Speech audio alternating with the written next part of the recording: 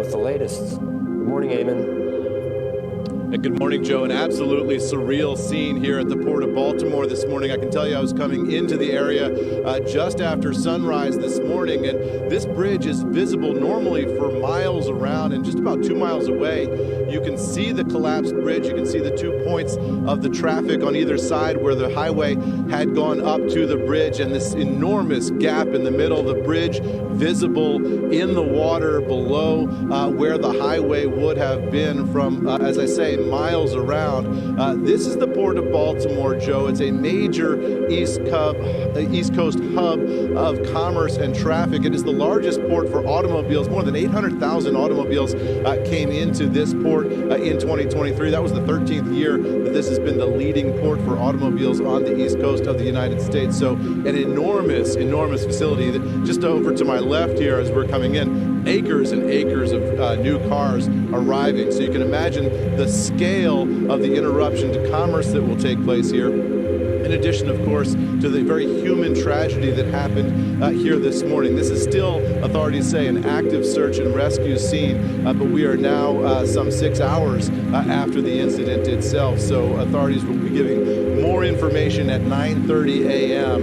And we'll get the latest from them in terms of what they think they're looking at here in terms of the human toll today. Obviously, a tragedy for the city of Baltimore, Joe. This is the highway that runs over the Francis Scott Key Bridge. Behind me is 695. That's a major regional artery. So in terms of traffic in and out and in the surrounding area of Baltimore, that's going to be massively impacted. I-95 itself, it will not necessarily be, but the tunnels in Baltimore will be impacted as well. Clearly, traffic coming into the port will be impacted for some unknown period of time, Joe. The bridge span that is down in the water here just behind me bottlenecks the port itself. So any traffic coming into the Port of Baltimore will be interrupted by this, including the cruise lines. Carnival and the other cruise lines sail out of this port as well. So impacts across the board in terms of commerce, tourism, regional traffic, and of course the human tragedy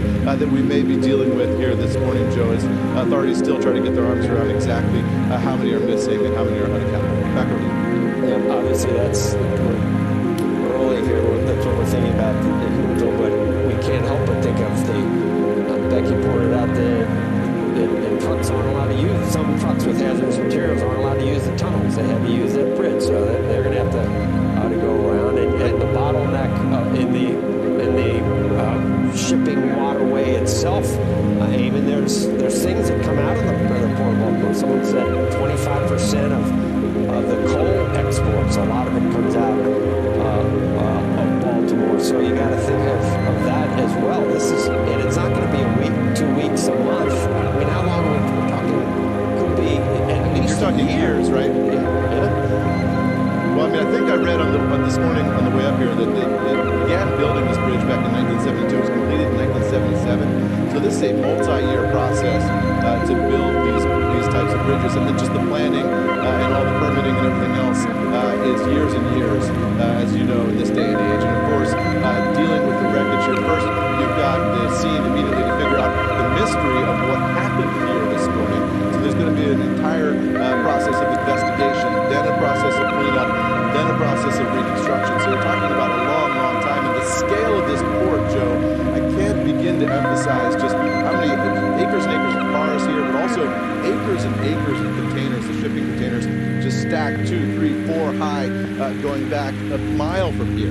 This port is enormous. The amount of commerce that comes through here is tremendous. All of that will be disrupted for an unknown period of time. The economic impact clearly is going to be significant, and you can imagine all the logistics companies right now trying to figure out their workarounds starting today for the next undetermined period of time, possibly years, Joe. You know, the only thing I'll say with that, Eamon, is that this is a large stretch of bridge, but it's a small section of a very long bridge. I think the bridge is more than 1.6 miles. There's going to be a lot of questions, as we were talking with Tom Costello earlier, just around vulnerability, the idea that one ship could have that much impact on that stretch of it. But this is a small section of a very long bridge. Yeah, absolutely. And you look at what happened this morning, if you've seen some of the video of the actual bridge strike this morning, it's just horrific, Becky, as you see that there do appear to have been some vehicles on the bridge as it went down. Authorities said this morning that they were able to rescue one person from the water.